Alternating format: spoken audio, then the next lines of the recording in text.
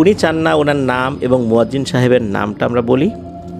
মসজিদের নামটা বললে রাজবাড়িতে যারা আছেন তারা অনেকেই চিনে যাবেন, আর যারা ওই রাস্তা দিয়ে যাতায়াত করেন তারাও ওই মসজিদটা দেখেছেন, এতটুকুই বলতে পারি।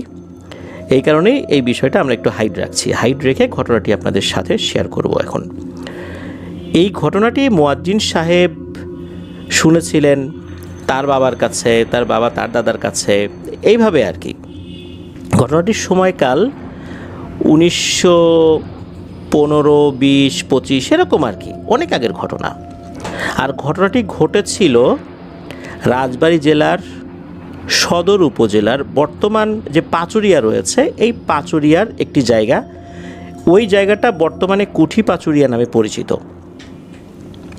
এই কুঠি পাচুরিয়াতে একজন ব্যক্তি বসবাস করতেন, তার নাম হচ্ছে সোবহান কবিরাজ।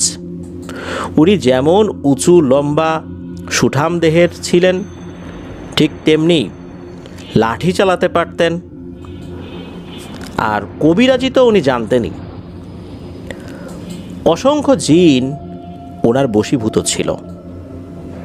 বিভিন্ন পদ্ধতি প্রয়োগ করে এই জিনগুলোকে উনি বশীভূত করে রেখেছিলেন, তাদেরকে দিয়ে বিভিন্ন ধরনের কাজ করাতেন। মাঝে মাঝে বাইরে যখন যেতেন তখন জিনেদেরকে দিয়ে পালকি নিয়ে সেই পালকির ভেতরে বসে উনি বিভিন্ন জায়গায় চলে যেতেন। এমন অনেক ধরনের গল্পই ওনার নামে প্রচলিত রয়েছে। ওই কুঠি পাচুরিয়ার যে জমিদার বাড়িটা রয়েছে, ওই জমিদার বাড়ির যেই জমিদার, ওই জমিদারের একটা ছেলে ছিল। ওই ছেলেটাকে কোনো একটা শক্তিশালী জিন এসে আসর করে। কোনোভাবেই ওই জিনটাকে ছাড়ানো যাচ্ছিল না। যেই কবিরাজি আসে সে এমন এক বিপদে পড়ে, শেষ পর্যন্ত নাকানি চুবানি খেয়ে ওই জমিদার বাড়ি থেকে বিদায় নিতে বাধ্য হয়। কোনো কবিরাজ এসে যখনই ওই ছেলের উপর রুকিয়া করা শুরু করে, জিন হাজির করার চেষ্টা করে ছেলের উপরে, কোত্থেকে যেন বেধড়ক মার শুরু হয়ে যায় ওই কবিরাজের উপরে। কোনো গণ্ডি দিয়েও কোনো লাভ হয় না। ওই গণ্ডির ভিতর থেকেই ওই কবিরাজকে বেধড়ক পিটানো শুরু করে।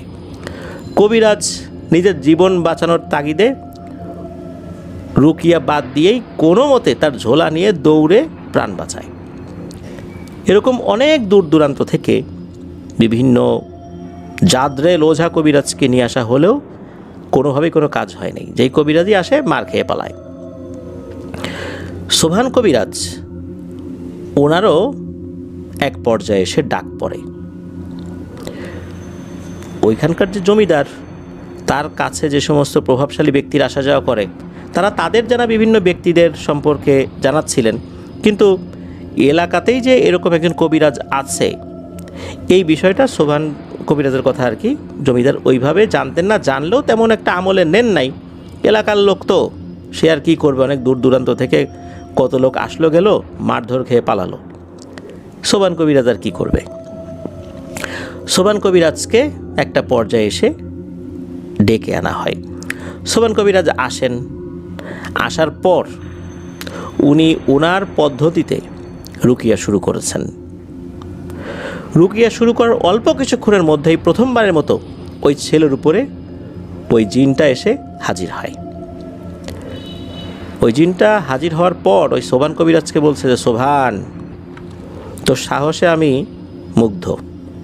এই প্রথম সরাসরি কোনো কবিরাজকে আমি মারতেছি না। এর আগে যেগুলো আসছে আমার হাতে মার খেয়ে চলে গেছে। তুই আসছিস, আর কিছু করতে হবে না, আমি এই ছেলেকে ছেড়ে দিয়ে চলে যাব। তুই একটা কাজ কর, তুই এখনই একটা পিতলের থালা আনতে বল, আর এই জমিদারের বাড়িতে যে গাভী রয়েছে এই গাভীর ওলান থেকে এখনই দুধ দোয়াতে বল। এই পিতলের প্লেটের উপরে দুধ নিয়ে আমার সামনে রাখ। ওই সময় ওইটাই করা হয় খুবই দ্রুততার সাথে। এরপর ওই জিন বলে যে, তোকে তো আমার ভাল লাগছে, তোকে এমন একটা কিছু করে দিয়ে যাব তার কবিরাজি আরও বেশি দিন টিকে থাকবে। এরপর আসলে কি করেছিল এই বিষয়ে অতটা ভালো করে জানা যায় না। ওই জিনটা বলেছিল যে, আমি এখান থেকে চলে যাব, বল তুই কি নমুনা দেখতে চাস। সোবান কবিরাজ জানে যে ওই জিনেরা চলে যাওয়ার সময় যেটা করে, কোনো একটা গাছের ডাল ভাঙে বা কোনো একটা জিনিস ভেঙে দিয়ে চলে যায়, এক জায়গা থেকে আরেক জায়গা সরিয়ে দিয়ে চলে যায়, দমকা বাতাস হয়ে চলে যায়, এরকমটাই তো। ওই জমিদারের বাড়িতে নাকি অনেক পুরনো একটা বড়ই গাছ ছিল। বড়ই গাছটা অনেক মোটা ছিল, বহু পুরনো বড়ই গাছ। সোবান কবিরাজ বলেন যে না, তেমন কিছু করতে হবে না, তুমি যদি কোনো চিহ্ন রেখেই যেতে চাও তাহলে ওই বড়ই গাছে একটা ডাল ভেঙে দিয়ে চলে যাও। তখন ওই জিনটা বলে, যা, তোর কথাই রাখবো। এই বলার পরপরই ওই ছেলেটা সেন্সলেস হয়ে পড়ে যায়। হঠাৎ করে কর্মর কর্মর আওয়াজ শুরু হয়ে যায়। সেটা হচ্ছে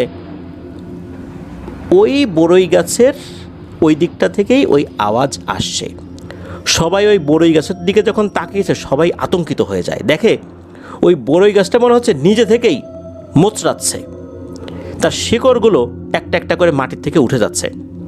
কোনো একটা গাছ যদি মুচড়িয়ে শিকড় সহ তুলে ফেলার প্রক্রিয়া করা হয়, ঠিক ওই রকমভাবে মনে হচ্ছে ওই বিশাল বড় শক্তিশালী এই বড়ই গাছকে কেউ মোচড়াচ্ছে। আর ওই কারণেই শিকড়গুলো একটা একটা করে টাস টাস করে মাটি থেকে সরে যাচ্ছে। সবার চোখের সামনে এটা হলো। ওই গাছটা মুহূর্তের মধ্যে মাটি থেকে আলাদা হয়ে শূন্যে উঠে গেল। শূন্যে ওঠার পর ওই গাছটা জমিদারের যেই মেইন গেটটা ছিল, বাড়ির যেই সদর দরজা, ওই দরজার সামনে গিয়ে ধপাস করে পড়লো। মানে শূন্যে উঠে গিয়ে ধপাস করে ওইখানটাতে পড়েছে।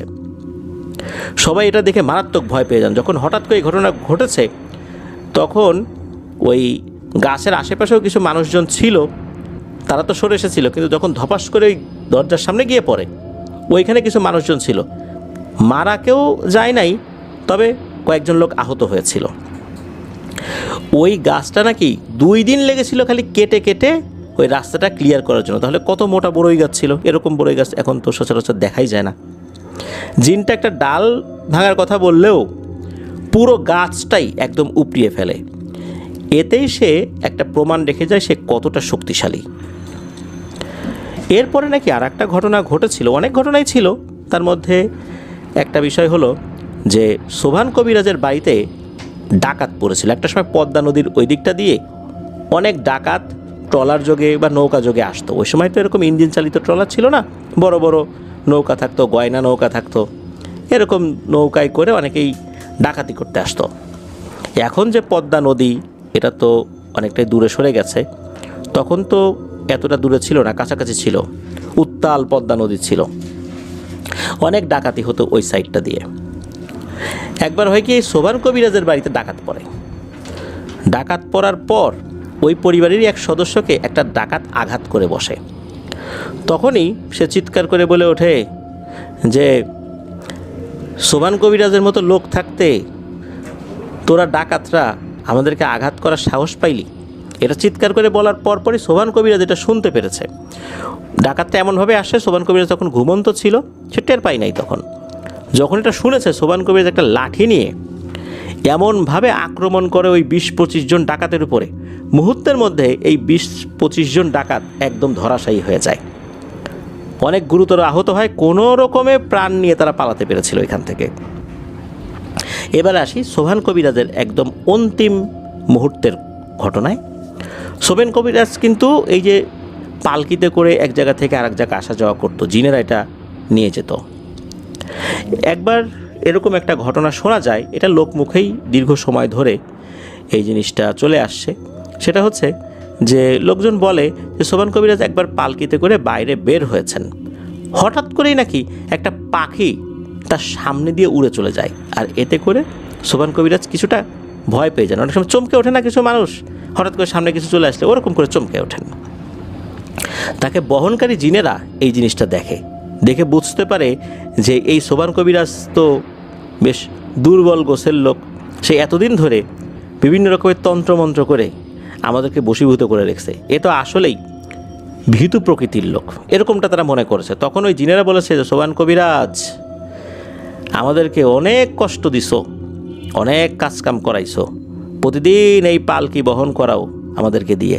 একটা পাখি দেখে যে লোক ভয় পায়, সে আমাদেরকে দিয়ে এরকম কাজ করায়, এটা তো আমরা বুঝতেই পারি নাই। তোমার সাথে আজকে আমাদের সম্পর্ক শেষ। এটা বলেই নাকি তাকে ওই পালকির ভিতর থেকে টেনে নামায়। টেনে নামানোর পর মাটির উপর দাঁড় করিয়েছে। সোহান কবিরাজ ফিল করে যে সে আস্তে আস্তে মাটির দিকে ঢুকে যাচ্ছে, মানে মাটির ভেতরে ঢুকে যাচ্ছে। ঢুকতে ঢুকতে প্রায় কোমর পর্যন্ত ঢুকে যায়। এরপরে সোহান কবিরাজের উপর কিছু নির্যাতন করেছিল জিনেরা, তবে প্রাণে মারেনি। এরপর জিনেরা চলে যায়। সোহান কবিরাজ অজ্ঞান অবস্থাতে ওইভাবেই পড়েছিল, কোমর পর্যন্ত মাটির নিচে পোতা অবস্থায়। সকালবেলা লোকজন সোহান কবিরাজকে এই অবস্থায় দেখে, সেখান থেকে উদ্ধার করা হয়। পরবর্তী সোহান কবিরাজ সব কথা খুলে বলেন যে এই ঘটনা ঘটেছিল। এই ঘটনার 3 দিনের মাথায় সোহান কবিরাজ অসুস্থ হয়ে মারা যান। এর মাধ্যম দিয়েই সোহান কবিরাজের ঘটনার সমাপ্তি ঘটে। রাজবাড়ির পাচুরিয়া এলাকায় সোহান কবিরাজের নাম এখনও অনেকেই মুখে উচ্চারণ করেন যে এরকম একজন ব্যক্তি একটা সময় ওই এলাকাতে ছিল। 100 বছরেরও বেশি সময় পার হয়ে গেছে সোহান কবিরাজ এই পৃথিবী থেকে বিদায় নিয়েছেন। এখনও ময় মুরব্বীদের মুখে তার কথা শোনা যায়। এমন একটি ঘটনাই আমাদেরকে পাঠিয়েছেন। ধন্যবাদ জানাচ্ছি যিনি আমাদেরকে ঘটনা পাঠিয়েছেন। এই ঘটনার মাধ্যমে আমাদের অনেকের মনের মধ্যেই জমে থাকা বেশ কিছু প্রশ্নের উত্তর আমরা খুঁজে পাবো ইনশাল্লাহ। এমন একটি ঘটনা আমাদেরকে পাঠিয়েছেন তানিয়া আহমেদ। ওনার বাড়ি বরিশাল জেলার এয়ারপোর্ট উপজেলার মাধবপাশা ইউনিয়নের ফুলতলা গ্রামে। উনি ঘটনাটি সংগ্রহ করেছেন 2025 সালের জুন মাসে। ওনার একটা বিড়াল ছিল, খুব আদরের বিড়াল। উনি যখন ঢাকাতে চলে আসেন, উনি বর্তমানে ঢাকার মালিবাগে বসবাস করছেন, তখন ওনার বিড়ালটাকে ওনার মায়ের কাছে দিয়ে আসেন। এই আদরের বিড়ালটি ওনার মাকে দিয়েছে সজোরে এক কামড়, একদম রক্তারক্তি অবস্থা। উনি এ খবর শোনার পর ওনার মাকে দেখতে গিয়েছেন। তানিয়া আপুর শ্বশুরবাড়ি কিন্তু পার্শ্ববর্তী ইউনিয়নেই। ওনার শাশুড়িও দেখতে এসেছে, বিভিন্ন কথাবার্তা হচ্ছে। এমন সময় ওনাদের একটা ডিভাইসে কেউ একজন মিজানুর রহমান আজহারির একটা ওয়াজ বাজিয়ে দিয়েছেন। ওই সময়ে আলোচনার মধ্যে মৃত্যু, কবর, আজরাইল আলাইহিসসালাম এই প্রসঙ্গগুলো আসছিল। ওই সময় হঠাৎ করে ওনার শাশুড়ি বলে ওঠেন যে আমি তো আজরাইল দেখেছি। এটা শোনার পর তানিয়া আপু বলেন, আজরাইল আলাইহিসসালামকে দেখেছেন? আজরাইল আলাইহিসসালামকে তো দেখা যায় না। যিনি মৃত্যুবরণ করবেন তিনি শুধু দেখতে পারেন, এছাড়া তো আজরাইল আলাইহিসসালামকে দেখা যায় না। ফেরেশতাকে কেউ তো দেখতে পারবে না, ফেরেশতাদেরকে জিনেরাও দেখতে পারে না। আপনি মনে হয় অন্য কোনো কিছু দেখেছেন। উনি বলেন, না, আমি আজরাইল আলাইহিসসালামকেই দেখছি। এখানে বলে রাখা ভালো, এই তানিয়াপুর শাশুড়ি উনি কিন্তু খুবই পরহেজগার একজন মহিলা। খাস পর্দা করেন, নফল নামাজ, ফরজ নামাজ, তাহাজ্জুদের নামাজ কোনোটাই উনি পারতপক্ষে বাদ দেন না। উনার মুখে এই ধরনের কথা শোনার পর তানিয়া আপু আর ওনার আম্মা একটু নড়েচড়ে বসেন যে ঘটনাটা কি। তখন ওনার শাশুড়ি একটি রোমহর্ষক ঘটনা শেয়ার করেন এবং এই ঘটনা সম্পর্কিত বেশ কিছু বিষয় তানিয়া আপুরও মনে পড়ে যায়। চলুন সেই ঘটনাটি শুনে আসি। 2022 সালে ওনার শাশুড়ি বরিশালে শিফট হয়েছেন। তার আগ পর্যন্ত ওনারা থাকতেন ঢাকার সাভারে। এখন যেখানে ফ্যান্টাসি কিংডম রয়েছে, ওয়াটার কিংডম রয়েছে, এর সাইডেই একটা এরিয়া রয়েছে যার নাম জামগড় এলাকা। ওই জামগড় এলাকারও আর একটা অংশ রয়েছে যার নাম হচ্ছে কাঁঠালতলা। এই কাঁঠালতলাতে একটি বাড়ি রয়েছে, যেই বাড়িটার নাম হচ্ছে হাশেম টাওয়ার। এই হাশেম টাওয়ারেই ওনারা থাকতেন। তানিয়া আপু তো ওখানে ছিলেন, পরবর্তীতে শিফট হয়েছে। তানিয়া আপুর হাজব্যান্ড ওই সাভারেরই একটি বেসরকারি হসপিটালে কর্মরত ছিলেন। ঘটনা যখন ঘটে সময়টা গভীর রাত, বিষয়টা এরকম না। এশার নামাজ হয়ে গেছে, রাতের রান্নাবাড়া করছেন তানিয়াপুর শাশুড়ি। উনি রান্নাঘরে রান্নাবাড়া করছেন। ওনাদের যেই বিল্ডিংটা, ওই বিল্ডিংটার আশেপাশে ওই সময়ে বেশ কিছু জায়গা ফাঁকা ছিল, ধানি জমিও ছিল, একটু গ্রাম গ্রাম ভাইব আছে আর কি ওইখানে। পাশে আর একটা ভবন ছিল, যেটা ওই সময় 2 তলা কমপ্লিট হয়েছিল। নিচতলাতে ভাড়াটিয়ারা ছিল, মানে ভাড়া দেওয়া হয়েছিল, আর দোতলাতে বাড়িওয়ালা নিজের পরিবার নিয়েই থাকতেন, আর উপরের দিকে কাজ চলছিল, মানে আন্ডার কনস্ট্রাকশন ছিল আর কি ওই বিল্ডিংটার কাজ। তো ওখানে ফাঁকা টাকা ছিল, তো দেখা যেত সন্ধ্যার পর বা রাতের বেলা এলাকার বিভিন্ন ছেলেপেলেরা এসে সিগারেট খেত, এই নেশা পানি জাতীয় যা যা আছে এগুলো মাঝে মাঝে একসাথে গোল হয়ে বসে আড্ডা দিত, খেত। উনি যখন রান্না করছিলেন হঠাৎ করে ওনার দৃষ্টি একদম নিচে চলে যায়। উনি দেখেন 3টা মাথা এক হয়ে কিছু একটা পরামর্শ করছে এবং ফিস ফিস ফিস ফিস করে শব্দ করছে। উনি এই জিনিসটা দেখতে পেয়ে প্রথম দিকে খুব একটা চিন্তা করেন নাই যে এটা কী, এখানে তো এই টাইপের ছেলেপেলে আছে। অনেক সময় হয় কি 3টা মাথা এক জায়গা হয়ে যখন পরামর্শ করে, অনেক সময় আমরা দেখি ফুটবল খেলার সময় যখন সবাই মাঠে নামবে সবাই একত্রে মাথা এক জায়গা করে কিছু পরামর্শ করে, মানে ওই টাইপের আর কি। 3টা মাথা এক হয়ে কিছু পরামর্শ করছে। উনি চিন্তা করেন 3টা ছেলেপেলে মনে হয় এখানে আসছে, তারাই কোনো বিষয়ের আলোচনা করছে। তো উনি তাকিয়ে আছেন, হঠাৎ করে উনি দেখেন আরে এটা 3টা মাথা ঠিক আছে, কিন্তু এই 3টা মাথার বডি একটা, আর একটা মাথা সাইজে একটু বড়, 2টা মাথা একটু ছোট। আর যেই মাথাটা সাইজে একটু বড় ওইটার মাথায় মেয়েদের মতো লম্বা চুল রয়েছে, বাতাসে সেই চুল উঠছেও। তবে তাদের চেহারাটা ওইভাবে তখনও ভালো করে দেখতে পান নাই, একদম স্পষ্ট দেখতে পান নাই, কারণ বিল্ডিংটা ওই সময় ওই যে হাশেম টাওয়ার যেটা, ওটা 7 তলা হলেও ওনারা তো 7 তলায় থাকতেন না, ওনারা আরও নিচের দিকে থাকতেন। তো নিচের ওই সাইডটাতে অন্ধকার আছে, আবার আবসা আলো আছে, তাতে চেহারা স্পষ্টভাবে বোঝা যাচ্ছে না, আর পেছন দিকে ঘুরে আছে আর কি। তখনও উনি খুব অবাক দৃষ্টিতে এটা দেখছেন, এটা যে ভয়ঙ্কর কোনো কিছু হতে পারে এটা আসলে ওনার মাথার ভিতর তখন কাজ করছে না। উনি এক দৃষ্টিতে রান্না থামিয়ে দিয়ে উনি এক দৃষ্টিতে ওই জিনিসটা দেখছেন। আর ওই জিনিসটাও কিন্তু বুঝতে পারছে না যে এই তানিয়া আপুর শাশুড়ি উনি এটা দেখছেন। এই জিনিসটা কি করলো, এরপরে ঘুরে একদম 7 তলার দিকে তাকিয়েছে। তখন এই তানিয়া আপুর শাশুড়ি দেখেন যে এদের চোখগুলো অন্যরকম বলতে কেমন, গোল এনার্জি বাল্ব যেগুলো রয়েছে সেগুলোর দিকে তাকালে আমরা কেমন দেখতে পাই, জল করছে, আলো ছড়াচ্ছে।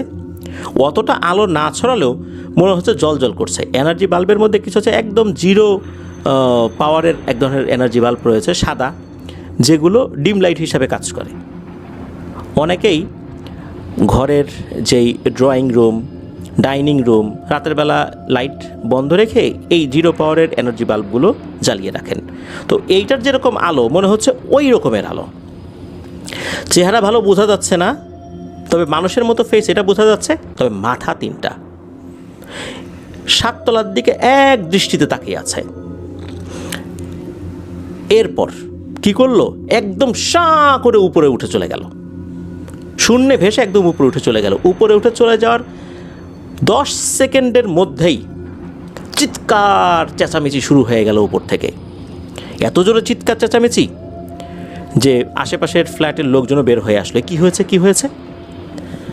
তখন জানা গেল ওই 7 তলাতে যে চিলে কোঠা ছিল ওইখানে যে কয়েকটা রুম ছিল, ওখানে 3টা পরিবার বসবাস করতো। এর মধ্যে একটা রুমে বসবাস করতো ওই বিল্ডিংয়েরই কেয়ারটেকারের ভাগিনা তার ওয়াইফ নিয়ে বসবাস করত।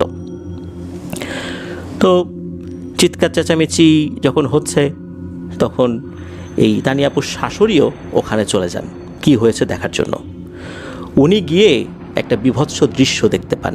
উনি দেখতে পান এই যে কেয়ারটেকারের ভাগিনা, সে জানালার পাশেই মৃত অবস্থায় পড়ে আছে, মুখ দিয়ে ফেনা বের হচ্ছে, আর তার ঘাটটা ওই জানালার দিকেই ফেরানো, আর তার চোখ দুটো অনেক বড় বড় করে খোলা ছিল। মনে হচ্ছে মৃত্যুর পূর্বে সে ভয়ঙ্কর কিছু দেখেছে। ওখানে তো কান্নার রোল পড়ে গেছে, লোকজন চলে আসছে। তখন অন্যরা বলছে যে হ্যাঁ, ছেলেটা তো আসলে 2 দিন ধরে খুব অসুস্থ ছিল, ডায়রিয়া হয়েছিল, তারপরে বমি করছিল, জ্বরও ছিল, এত দুর্বল ছিল যে কথাও বলতে পারতো না, এই অসুস্থতার কারণেই মারা গেছে। তারপরও কেয়ারটেকার যিনি, উনি দ্রুত তার ভাগিনাকে আরও লোকজনের সহায়তায় বিল্ডিংয়ের নিচে নামিয়েছিলেন। অন্য লোকরা বললেন যে আর হসপিটালে নিয়ে কী হবে, এ আর নাই, আল্লাহর কাছে চলে গেছে। তখন একটা চাটাই আনা হয়, চাটাইয়ের উপরেই তাকে রাখা হয়। এই যে ব্যাপারটা হয়েছে, ওই প্রেক্ষাপটে তানিয়াপুর শাশুড়ি কিন্তু এটা বলতে পারছেন না যে উনি কি দেখেছেন। তার দাফন কাফন হয়ে যায় স্বাভাবিকভাবেই। এর কয়েকদিন পর তানিয়াপুর শাশুড়ি উনি ওই মহিলার কাছে যান, যেই মহিলা ওই লোকের ওয়াইফ ছিলেন। তার কাছে গিয়ে জিজ্ঞেস করেন যে আপনার স্বামীর কি অবস্থা ছিল, কেন মারা গেল। তখন উনি জানালেন আর এক ধরনের ভয়ঙ্কর কিছু তথ্য। উনি জানালেন হঠাৎ করেই ওনার স্বামী অসুস্থ হয়ে পড়ে বিগত কয়েকদিন ধরে। হঠাৎ করে তার ডায়রিয়া, বমি, জ্বর, শরীর এত দুর্বল হয়ে পড়েছিল যে উনি নাকি কথাই বলতে পারতেন না। সারাক্ষণ তার ওয়াইফকে পাশে বসে থাকতে বলতেন। যখনই ওনার ওয়াইফ কোনো কাজ করার জন্য, কারণ ঘরবাড়ি গোছাতে হবে, রান্না করতে হবে, অসুস্থ স্বামীর খেদমত করতে হবে, যখনই সরে যাওয়ার চেষ্টা করতেন তখনই নাকি উনি হাত দিয়ে টেনে ধরতেন, মাথা দিয়ে ইশারা করতেন যেও না যেও না, জানালার দিকে কিছু একটা দেখানোর চেষ্টা করতেন। উনি মনে করতেন যে যেহেতু অসুস্থ হয়ে গেছে হয়তোবা এই কারণেই এরকম করছে, তারপরও কাজ তো করতে হবে। উনি সরে গেলে ওনার মধ্যে একটা অস্থিরতা লক্ষ্য করা যেত, কিন্তু বলতে পারতেন না, কারণ দুর্বল হয়ে ওনার গলা দিয়ে নাকি কথাই বেরোতে চাইতো না, এতটা দুর্বল হয়েছিলেন উনি।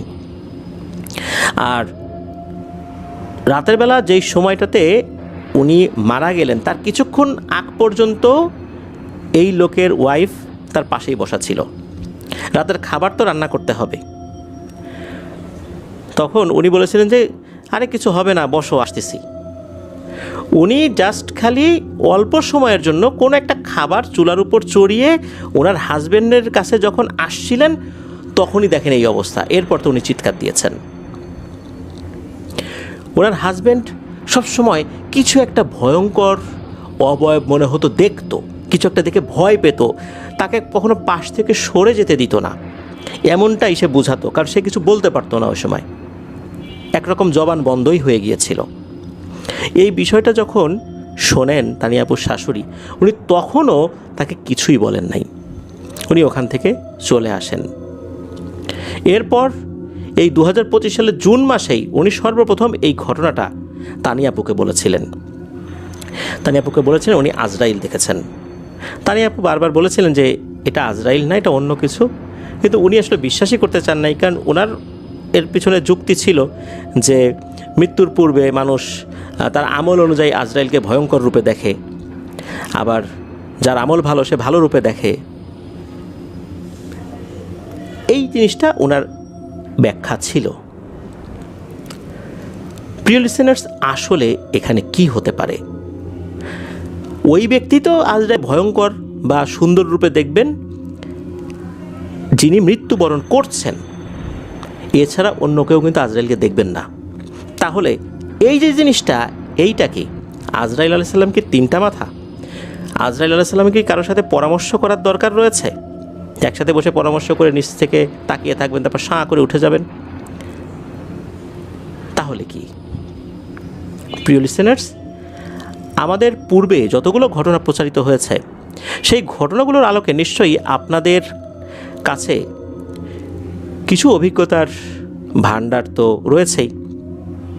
করে নিশ্চিতভাবে বলা না গেলেও এতটুকু অনুমান করা যায় ওই ব্যক্তির মৃত্যু নিঃসন্দেহে কোনো জিন চালানের কারণে হয়েছে। আর তানিয়াপুর শাশুড়ি যেটাকে দেখেছেন এটা পিশাচ শ্রেণীর কোনো একটা জিন, যাকে ওই ব্যক্তির উপর চালান করা হয়েছিল বা বান মারা হয়েছিল, অথবা উনি নিজের অজান্তেই এমন কোনো শক্তিশালী পিশাচ শ্রেণীর জিনের ক্ষতি করে ফেলেছিলেন যার কারণে সে ক্ষিপ্ত হয়ে তাকে মাত্র কয়েকদিনের মধ্যেই মেরে ফেলেছে।